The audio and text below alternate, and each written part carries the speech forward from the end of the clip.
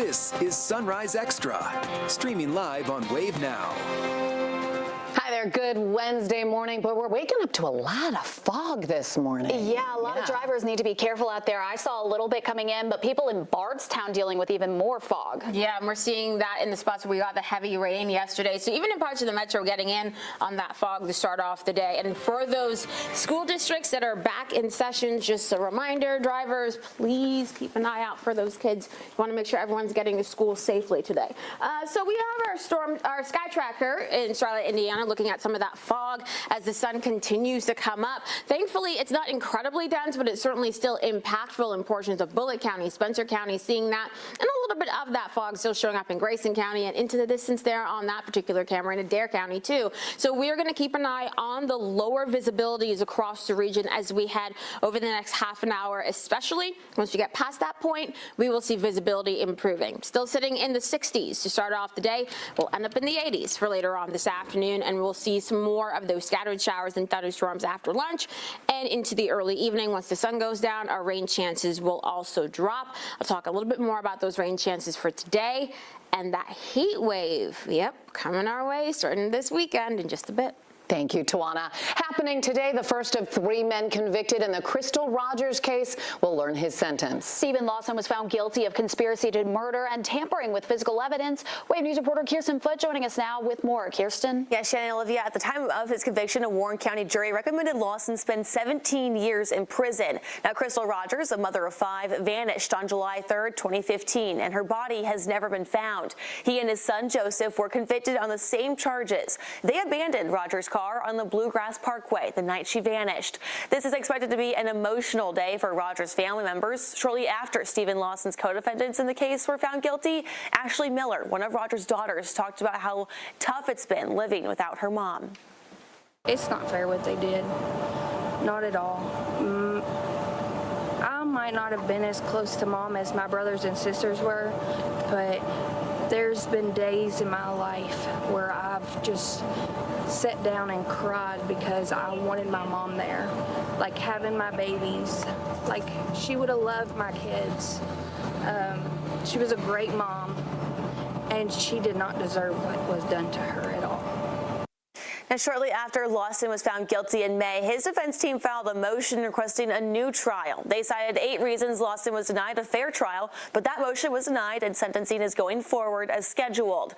Now, the Commonwealth objected to every point, saying in part, quote, none of these allegations of error have merit, and the defendant has shown no grounds in which would entitle him to a new trial. We have the state's full ruling online at wave3.com, along with our prior coverage of the Crystal Rogers case. And Kirsten, there are just so many layers, so many people involved in this case, including the 2 other men found guilty. That's Stephen's son, Joseph, and then Brooks Houck, her boyfriend at the time. And Houck also has been accused of trying to sell off property, too, ahead of this civil case. A lot of things going on. What's the latest on all that? Yes, there are a lot of developments on that, and both men are scheduled to be sentenced on August 21st. And actually, just yesterday, we got our first look at court documents showing pictures of more evidence and a look at the narrative Brooks Houck first told police. Pictures of what was left behind in Rogers' car, piles of Walmart receipts, pens, coins, credit cards, and her smartphone and purse. Also included was Brooks Houck's 8-page recollection of where he was and who he was with July 3rd. In his handwritten note, Houck claims he spent most of his day checking houses and banks and working. But witnesses poke holes in that argument. Those business owners telling the court they didn't see Houck that day. Now, of course, Houck was also ordered to hold off on selling his many properties. A civil court has scheduled a hearing in October, so we'll have to see how that wraps up as well. All right, thank you, Kirsten. Well, JCPS families, this is your last day to get ready before school starts tomorrow. We know there have been big changes, too, with the transportation over the last few years, especially because, remember what happened a couple of years ago? District leaders say they feel optimistic going into this school year. JCPS says, good news, they do have enough drivers to cover all of the bus routes. Wave News reporter Marissa Berg joining us live this morning to tell us what parents need to know. Good morning, Marissa. Good morning, Shannon and Olivia. Since we've been out here this morning, we've seen several buses practicing their routes. They've been practicing for the past few weeks. District leaders say for parents with any transportation questions, the number they need to call is 485-RIDE. They say they have plenty of staff ready to answer any questions. JCPS officials are asking for grace on the first day. We know everybody is going to be on the road, so just be wary of traffic patterns around schools. District leaders are also reminding parents that they're going to give that all clear at the end of the day, and it's probably going to be a lot later than people would hope for, but as the days and weeks go on, we know that they're going to smooth things out and that time will get bumped up. Some good news is JCPS has enough drivers to cover the bus routes. We know that has been a consistent problem for the district, but they say that they have received positive feedback from principals, drivers, and the community about transportation this year. Now we're looking good. We have comparison data from last year from running our drive runs. We are ahead of our schedule from last year for our drive runs, but I need probably 3 or 4 years of data to be able to make predictions. One of the big questions that parents are still wondering is if bus services will be restored to some of the schools that lost it when they did their whole revamp of the transportation plan. And as of now, it's not clear how many drivers they currently have or how many more may be needed to be able to restore routes to traditional and magnet schools. So once again, for any parents with questions, the number to call is 485-RIDE. Marissa Burke, Wave News, back to you. Thank you, Marissa. And today, some other districts are heading back to school. Shelby, Meade, and Grayson County schools go back along with Christian Academy of Louisville. Tomorrow, it's JCPS's turn, joined by Hardin County, also Trinity High School. On Friday, St. Xavier, Assumption, and others go back. To see all of the first days of school, just go to wave3.com. Oldham County Schools wants bus drivers to be prepared for any situation, and that includes if a bus rolls over. The district hosted a training scenario yesterday. In this fake scenario, a bus driver was distracted and didn't get enough sleep and drove off the road. Some fire departments came out to train as part of the exercise. We talked to some of the participants who were covered in fake blood. So I was a passenger on the bus, and I was just laying there with the bus on its side, and I waited for them to extract me, and I was what was known as DOA, dead on arrival type thing, just to show that dramatic aspect of what that looks like. The district has 74 drivers who complete 350 routes each day. Oldham County students will be back in the classroom on August 13th.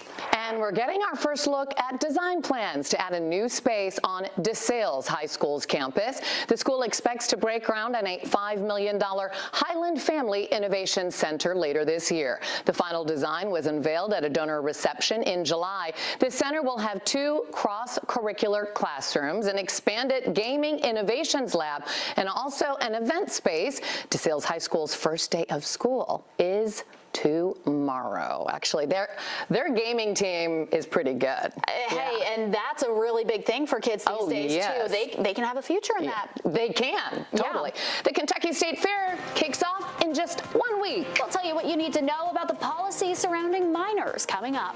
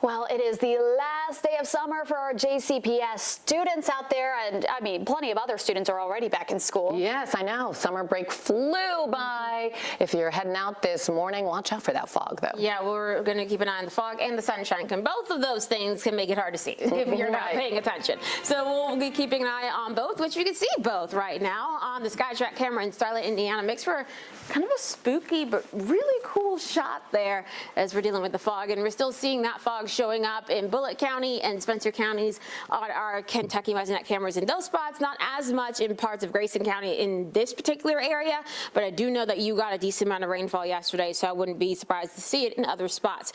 So now that the sun is up, visibility has dropped a little bit. That is because of that sunlight reflecting off of the fog, making it a little bit harder to see. But as we get towards the 8 o'clock hour, we are going to see substantial improvements in visibility. Already seeing some of that lower visibility for areas further to the east of Bardstown Road, mainly because this is where we got some of the heavier rainfall yesterday in the metro. Outside of that, it's all about the sunshine to kick off your Wednesday, as we still have high pressure in control, yes, but also a boundary sitting across our region, and this could help to trigger some additional downpours later on today. We're sitting in the 60s, 64 in North Vernon, 66 for those of you in Lebanon, 70 though at the airport in Louisville. Once we head into the afternoon, we'll get our highs back into the mid to upper 80s, so it's pretty decent warm up coming our way. But keep in mind, some of you may be a little bit cooler later on today, all because of some of these downpours that are going to fire up after lunch. We'll keep an eye on them through the afternoon and into the evening hours. They can produce some pretty heavy rainfall as they move on by. We did have a little bit of that ponding on the roadway, some minor flooding in parts of the metro yesterday. Honestly, I wouldn't be surprised if we saw it in a couple of spots again later on today. Now, in terms of what we're going to be dealing with overnight into tomorrow, mainly talking about temperatures in the 60s with clear skies. Here is your 10-day for tomorrow, as even more students are heading back to school, including JCPS. Will be back into the 80s for your highs, watching for a lower rain chance for your Thursday afternoon. Then on Friday, we heat up. Some upper 80s and low 90s for your afternoon highs. Then we keep that heat around through the upcoming weekend and into the beginning of next week. High pressure fully in control, building across a good chunk of the eastern seaboard, so we're not going to be the only ones seeing that heat really starting to ramp up. But here comes a front kind of scooting our way on Tuesday of next week, and we'll monitor that potential for additional rounds of showers and thunderstorms, especially for the second half of your Tuesday into early Wednesday, based on the current timing that we have going on with this front. The question is, with it, how far south will it go? Will it wash out across the area? That can really dictate what we deal with in terms of rain chances and temperatures for the end of next week. Not all the modeling agreeing with it, but as of right now, it does look like this front is going to kind of stall out across portions of the Ohio Valley. Exactly where is something we'll still have to watch for. And it also looks like we'll see some drier conditions as of right now for the end of next week as the heat tries to build yet again. So, of course, as the Kentucky State Fair begins, that is when we'll see more of those mid-90s trying to come back into our forecast. Absolutely no surprise there. Yeah, sounds about right. Thank you, Tawana. This morning, another update about some of the victims badly hurt in last week's Jeffersonville home explosion. 2 of the 5 people hurt in that explosion are still in intensive care. We're told one of the victims has issues with blood loss, while another has an underlying health issue, making it extremely difficult for them to heal. Investigators have not released a cause for the explosion that destroyed the home on Washington Way last week. A GoFundMe to support the victims has raised nearly $4,000 so far. We have a link to that on wave3.com. Louisville Mayor Craig Greenberg says thanks to city's new Safe Louisville program, they're tracking a decrease in violent crime in the metro. Specifically, Mayor Greenberg says it's played a part in reducing homicides and non-deadly shootings. Homicides and non-fatal shootings are down over 30% this year alone, as of the most recent report that I saw yesterday morning. And other violent crimes as well are also down. So that is progress we should all be proud of, but it's nothing to celebrate. There is still too much violent crime, and we have to continue doing what we're doing because it's working, but we have to do more. We have to implement new strategies and move even faster. Any one violent crime is too much, and we are committed to doing everything we can to continue to improve public safety throughout our city. The mayor's policy plan has 3 pillars. That's prevention, intervention, and enforcement. Metro Councilwoman Barbara Shanklin is filing a new resolution to address youth safety. The proposed ordinance will be discussed during a committee hearing today. It was introduced to encourage parents and guardians to be aware of where their children are and what they're doing. Shanklin is also urging the community to step up and help. The resolution points to an existing city ordinance that sets curfew rules for children under the age of 18. Members of Louisville's police department met with people throughout the city as part of National Night Out. The event was created to bridge the gap between the community and law enforcement. Last night, LMPD divisions each hosted a get-together connecting neighbors with Metro resources. Officers with LMPD called it an opportunity to build authentic communication and collaboration across the city. Community activists who have called for action on issues say they want to see more opportunities like this in Louisville. This is the way we continue to move forward, by uniting our city to help people know that we're going to take a big bite out of crime. I think it gives you a chance to have a one-on-one conversation with somebody, look in their eyes and see that they're coming from a good place. The group, Community Connection, says it's working to organize or host more community events moving forward. We have resources on our website to help you get involved. There are new changes coming to this year's Harvest Homecoming Festival in New Albany. Safety is one of the main priorities. This is the first festival following the deadly shooting where a teen was killed and 2 more people hurt. This year, there will be revised festival hours, new security fencing, better lighting and police presence, plus a new police security camera system. Last October, 18-year-old Bryce Gerlach died after a group of people started shooting near the carnival rides. Multiple people have been arrested and charged. Some have already been sentenced, while others are waiting for trial. This year's Harvest Homecoming is October 9th through the 12th. The Indiana State Fair is updating its unaccompanied minor policy in an effort to ensure safety after recent violence in the city. Chaperones must now be at least 25 to accompany anyone under the age of 18 to the fair. That's in effect after 6 p.m. Tuesday through Thursday and after 4 p.m. Friday through Sunday. Under the previous policy, the chaperone age was 21 years old. A new policy also says that each adult chaperone is allowed to look after 4 individuals and must remain at the fair while those minors are still present. The Indiana State Fair is in Indianapolis now until August 17th. And the Kentucky State Fair starts next week. Its unaccompanied minors policy remains in place, too, between Monday and Thursday after 6 p.m. and then all day Friday and Saturday. Anyone under the age of 18 must be accompanied by someone 21 or older. Each adult can only chaperone 6 minors at a time. The State Fair says proof of age is required. They will be checking that, too, at the gate. The Kentucky State Fair starts next Thursday and goes until August 24th. I love the fair. I can't wait. Me too. Well, we've learned some more about the future plans for Louisville Metro Housing Authority's Dosker Manor Campus. Residents. I was just going to let it fly. We'll tell you what residents can expect in those new plans coming up.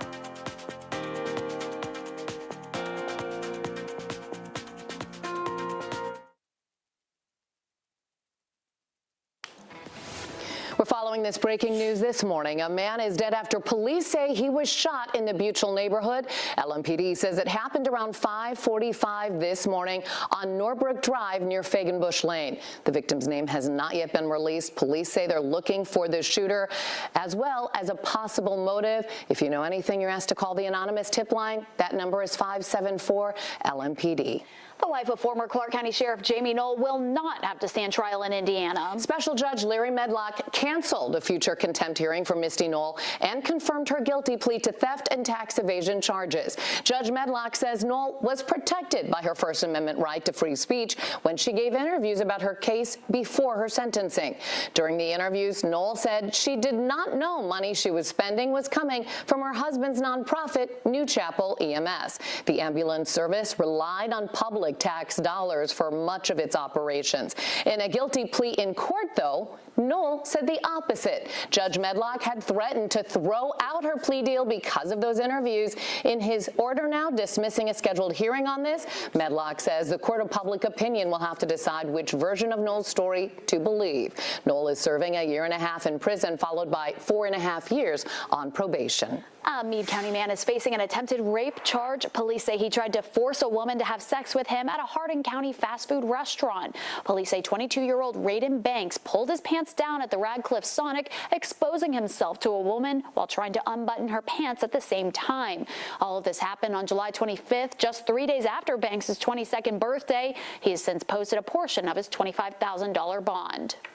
We're learning more about the 3 arrests made in connection to a shooting at a Clarksville apartment complex. 20-year-old Luke Elliott, 21-year-old Kyron Murphy Gant, and 20-year-old Malia Rowland are all charged in this incident. It happened in May. 5 people were hurt in that shooting. It happened at the Bend Apartment Homes. Police say a large party with about 100 people was going on when the shots were fired, and we learned new details, including that one of the victims was actually one of the suspects, Kyron Murphy Gant. Police say the suspects involved are claiming self-defense and have been cooperative, but the same can't be said for other witnesses at the party. We asked investigators why it has been so difficult to track down witnesses in this investigation. Although a lot of people were interviewed in this case, we didn't get as much cooperation from the actual party goers as we had hoped, which kind of led us to feel that it was probably more of a juvenile influence party where maybe their parents didn't know they was there. The renter of the apartment is 20-year-old Malia Rowland. She is facing charges related to underage drinking and consumption of controlled substances. We got a little more insight into the future plans for Louisville Metro Housing Authority's Dosker Manor campus. Officials invited current and former residents, along with community members, for a design session yesterday. This gave people the chance to voice their ideas for what they want to see in the redevelopment of Dosker Manor. Some of the ideas include a building with better security and functionality for the neighbors living there. We learned a lot from Dosker Manor. We learned that having 2 central elevators in a big high-rise full of people with physical mobility challenges is difficult if you can't keep those elevators running, for example. So the new buildings coming in will be fewer stories.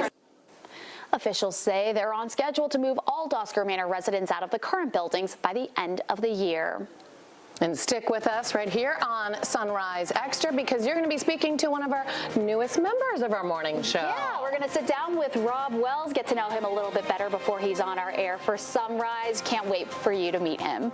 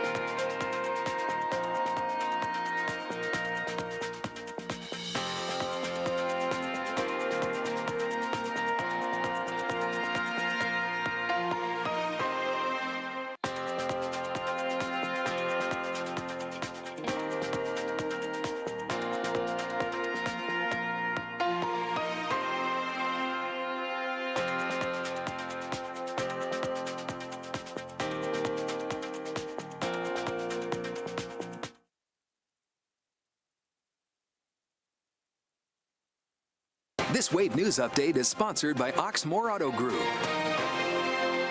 Good morning, I'm Shannon Kogan. Today, the first man found guilty on charges related to the disappearance of Crystal Rogers will learn his punishment. Stephen Lawson is scheduled to be sentenced at 3 p.m. in Nelson County. Lawson was found guilty of conspiracy to murder and tampering with physical evidence. Prosecutors say he helped his former employer, Brooks Houck, and his son, Joseph Lawson, cover up evidence connected to Crystal Rogers' case in the days after she disappeared in July 2015. Both Houck and Joseph Lawson were also found guilty on murder-related charges in connection to the case. The body of the Bardstown mother of 5 has never been found. A Warren County jury recommended Stephen Lawson spend 17 years in prison. We have quite a few districts heading back to school today. Watch out for that fog this morning. Yeah, we're seeing that a little bit more so in portions of Nelson County all the way into parts of southern Indiana. It just depends on whether or not you had some of that rain yesterday. So Bardstown, visibility quite low there, seeing much of the same towards Fort Knox, up towards Bedford and Seymour. And even in the portions of Taylor and Greene counties, we're getting in on some of that patchy fog this morning, and some of it is locally dense. But thankfully, as we head over the next hour and a half, we will see improvements in terms of that fog. Mainly sitting in the 60s right now. We'll end up in the 80s later on this afternoon, and we'll talk about some more of those scattered showers and thunderstorms showing up for the afternoon and evening. Some of these can produce some heavy rain and some gusty winds. But thankfully, the fog is the only major issue that we're seeing in terms of traffic across most of Wave Country. We are keeping an eye on a couple of crashes. One is on 265 westbound near Charlestown Road, and we are seeing some delays in that area. So we're keeping an eye on that. And we're also watching the other crash. This one is on 265 eastbound right near 64.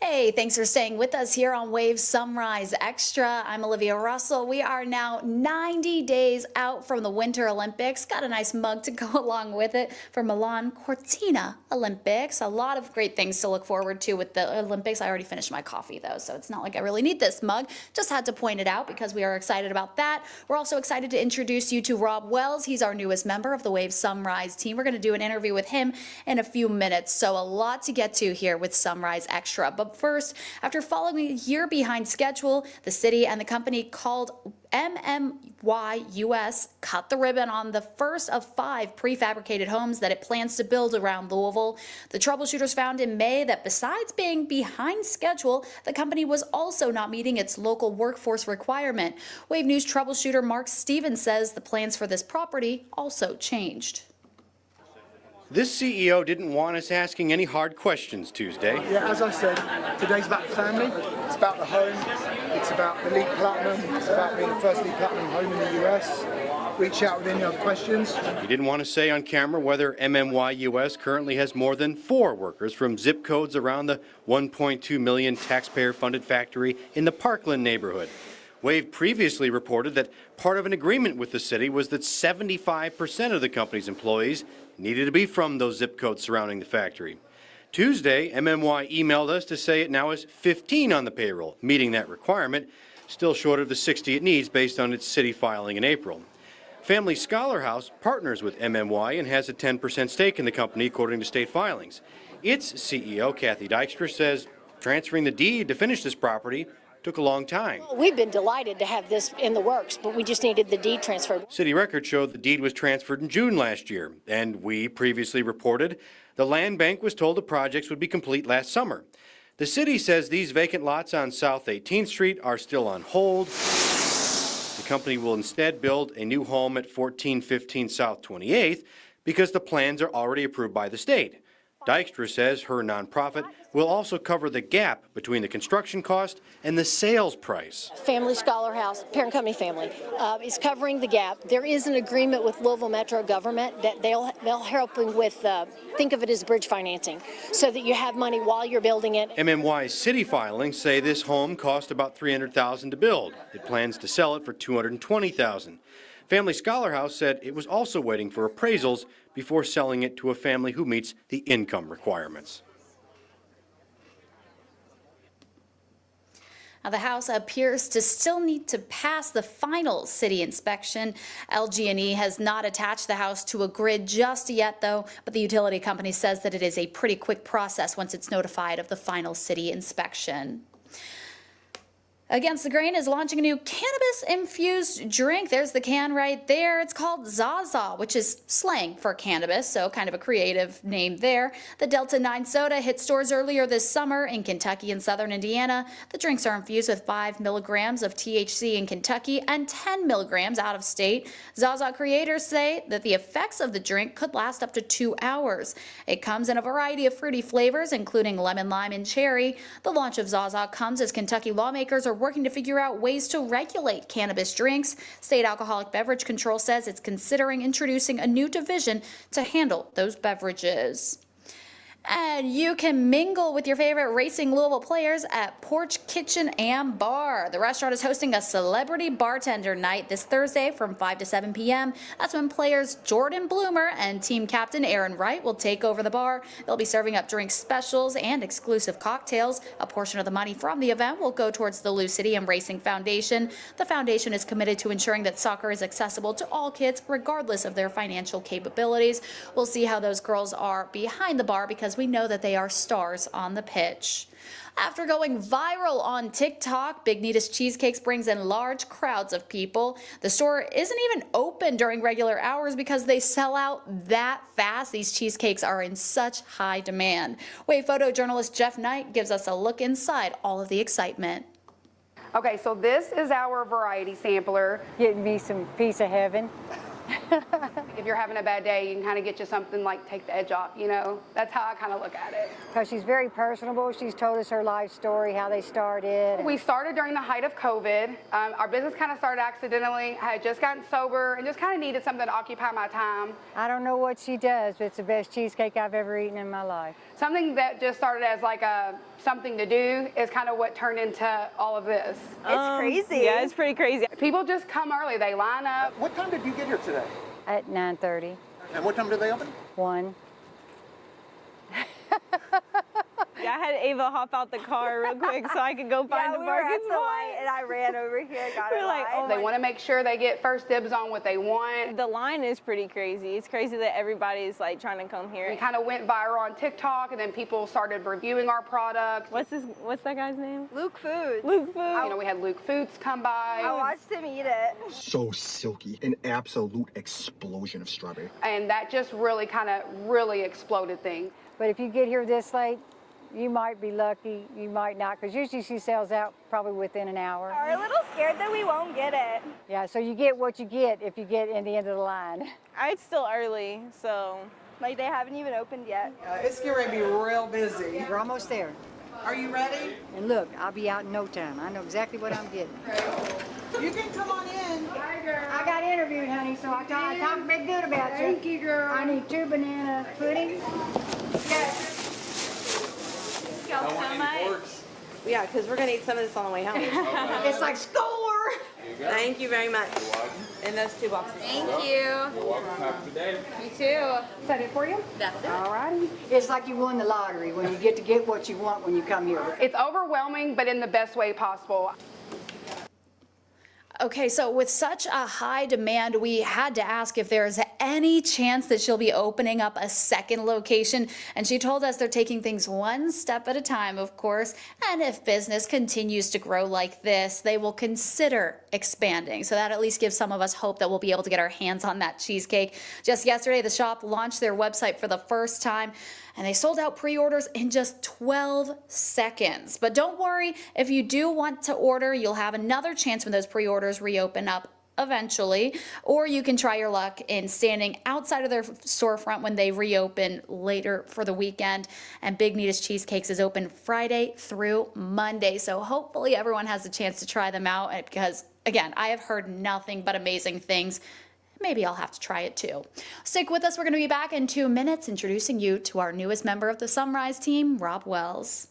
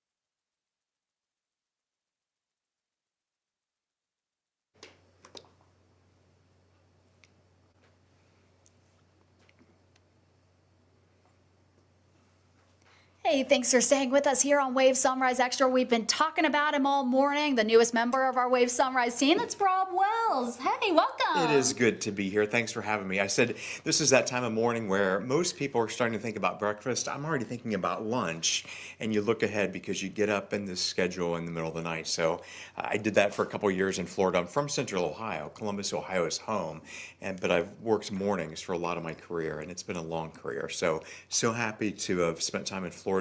Even happier to be here in Louisville. It's a great place. Now, you told us, obviously, you mentioned that you're from Ohio, but you have some connections to Louisville. Tell us a little bit about that. So a long time ago, I grew up on a farm just outside of Central Ohio, and I was in 4-H, and we raised cattle and horses, and it was like just kind of like a little farm itself, an operating farm. So we would always come to Louisville for the livestock shows here, for the exhibitions, and I've been to the Kentucky State Fair. So This is almost like a second home to me. I feel like coming back here really kind of reconnected me to such a great community. I love the folks here. I love all the startups here. I love the diversity and inclusion is really important here. And so I'm finding that. So I was happy to hop on 75. Florida was great. I was in Sarasota for 3 years. My family had a home down there for 20 years. So that's been a big part of my life as well. But I said it's one thing to grow up in Ohio with snowstorms and occasionally tornadoes. Down there, they're under something called the hurricane season. Right, hurricanes. We don't have those here. You're safe. Yeah. There's something everywhere.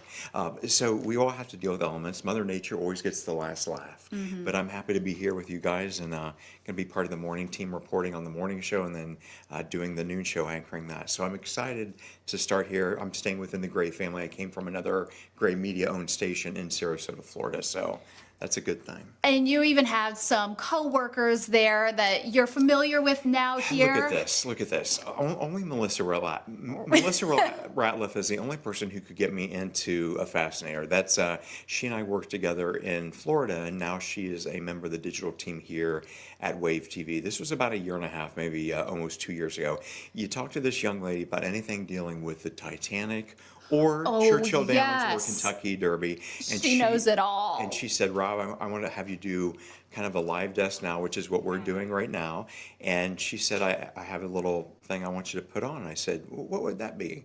And so she donned a Fascinator. And I said, I would only do this for my good Kentucky girlfriend. So there you go. There we go. Yeah, hey, maybe we can get you in a Fascinator for Derby this year. Anything is possible. Now, this is for, of course, I'm sure you've all heard of this, the world famous Venice Shark Tooth Festival. Yes, folks, believe it or not, there is one. So Rob was out shooting promos for that. It's every year on a Saturday. I anchored our early morning weekend show on Saturday and Sunday. So I would do promos for a lot of things that I didn't even go to because, as you and I know, you have to get home and get to sleep. Go to sleep so early. I'm like, I wonder how that Shark Tooth Festival went. I don't know. I shot a promo for it, but I never actually got to get out because I was getting ready to go to sleep for the Sunday show. But that's part of that. It's a Venice, Florida. I'm sure a lot of folks are familiar with that. It's in southern Sarasota County. Wonderful community, and just that's one of the events that I got to take part in, but so much fun. And it's so funny because you mentioned, going out to all these things that we're talking about previewing, and I was in the same situation. We were both weekend morning anchors.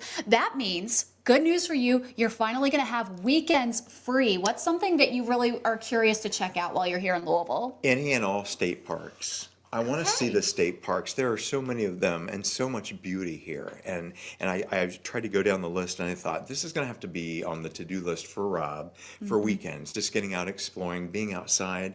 The natural beauty of this state is irreplaceable. So being here, being part of that and getting to experience it, just taking hikes and walks, that is something I'm really looking forward to. We have beautiful city parks. Now I want to check out the state ones as well. And something else that you threw out there that we keep laughing about this morning, White Castle. Better than caviar. We have the Kentucky Castle, but you're like, no, I want White Castle. No. I grew up in Central Ohio and Columbus, and so we had the good old White Castle. And when I came here to Louisville, I said, I love the station, I love the people here, I love this community, but I love that I can have a White Castle at any time of the day or night I want it. So I felt like back home. But like I said, seafood and caviar are great. I'll take my White Castles. Thank you very much. Yeah, and we have a lot of great restaurants that you can try out here too. I've got to get you a full list of places to try out. And what were we talking about this morning? There's a food truck festival downtown going on? Food Truck Wednesday. Wow. Yes, in the summers. They have Food Truck Wednesday. You've got to go check it out because they even have live music out there. I mean, it's a full to-do,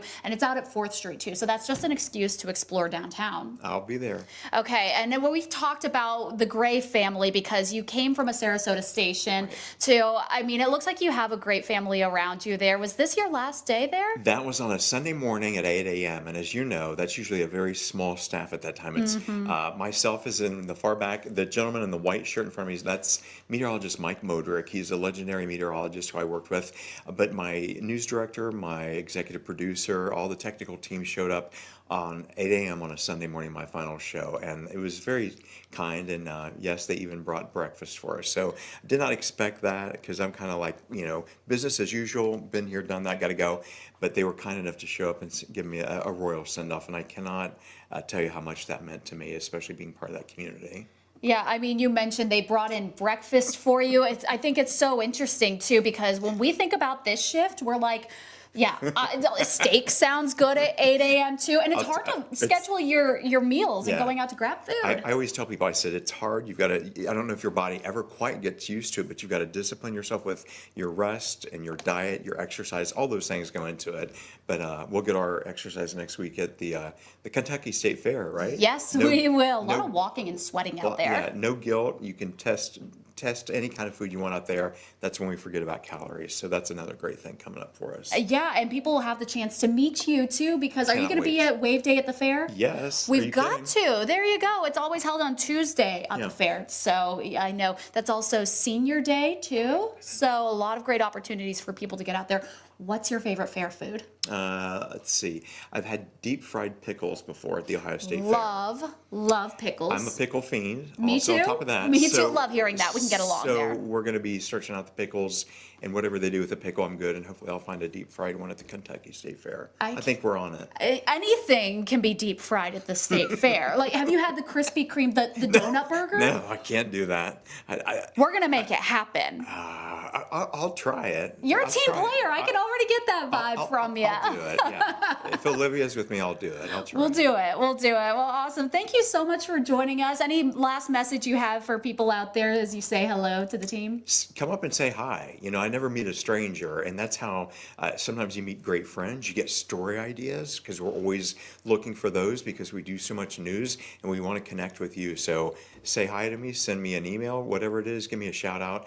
I'm here and I'm part of the community, and I could not be more excited for that. Absolutely. Rob Wells, thank you so much and welcome to the team. We can't wait to see you get rolling with us. Thank you, Olivia. Glad to be here. Thanks for having me. And we're going to take a quick break. We'll be right back in 2 minutes.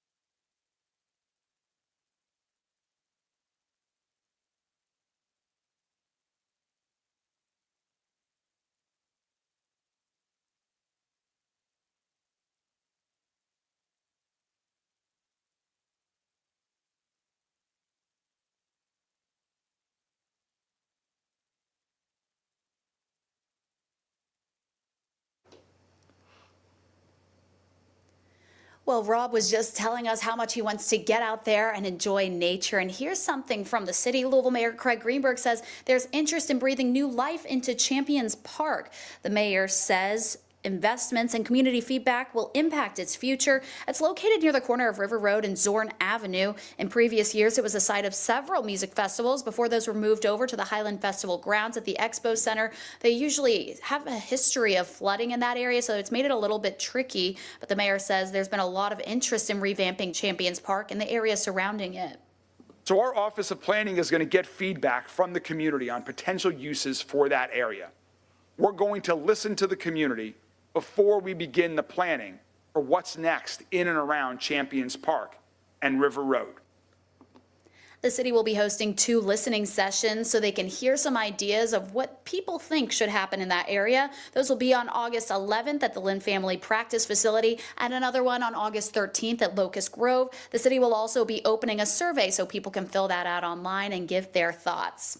Here's something else that Rob was talking about he wants to check out. Food Truck Wednesday is back in downtown Louisville today. That'll be from 11 a.m. to 2 p.m. on South 4th Street between Jefferson and Market Streets. You can check out live music and 6 different food trucks, which include Acme Chicken Bowl and Ramiro's if you're craving any Mexican food this morning.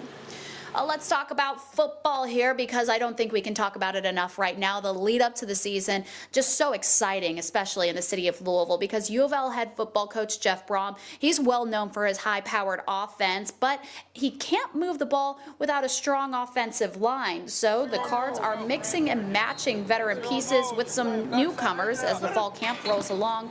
U of L runs a very complex scheme, so getting everybody on the same page is priority number 1 of the preseason.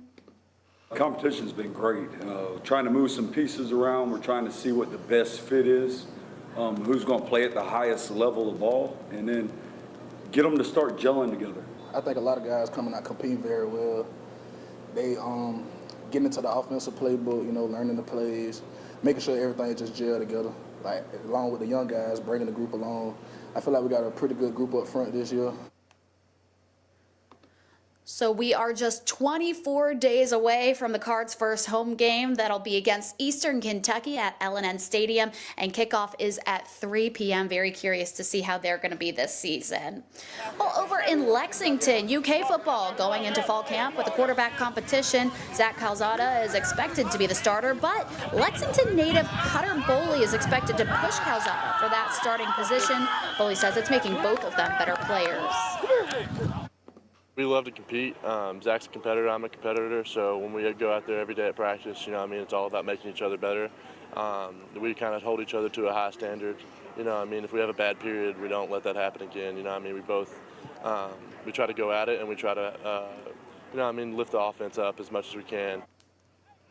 Some nice competition between the two there to fight it out for that number 1 QB spot. The Cats take on Toledo on Saturday, August 30th. That kickoff is at 12:45 in Lexington, and you can catch that game on the SEC Network. It's going to be such a great day. Just sit around and watch college football. But speaking of the Cats, they are being displayed to a global audience along with the rest of the SEC. Netflix's SEC Football Any Given Saturday made its debut yesterday as camera crews were on the streaming giant following around college football programs as they did that last fall. Head coach Mark Stoops and the Wildcats are featured, not in the best light though, so maybe UK fans don't want to watch that. Maybe U of L fans will like to watch that. The Netflix crew caught some moments from the Wildcats' loss to South Carolina, Florida, and then of course the Cards. Coach Stoops and the Cats looking to bounce back this season. Last year they went 4-8 in 2024. So hey, if you want to relive that season, you can go watch that over on Netflix. President Donald Trump is set to create an Olympics task force for the 2028 Summer Games. That'll be in Los Angeles. The task force is expected to handle security and other issues related to the Games. The group will consist of members of the president's cabinet. The LA Olympics start on July 14th, 2028. The U.S. last hosted an Olympics in 2002, and that was in Salt Lake City, Utah. They will be back for the Winter Games in Salt Lake City. I don't know exactly what year, but I do know that is coming up. Well, that's all the time we have here for Wave Sunrise Extra. Thank you so much for joining us. Hope you have a great Wednesday, and those JCPS kids, enjoy your last day of summer.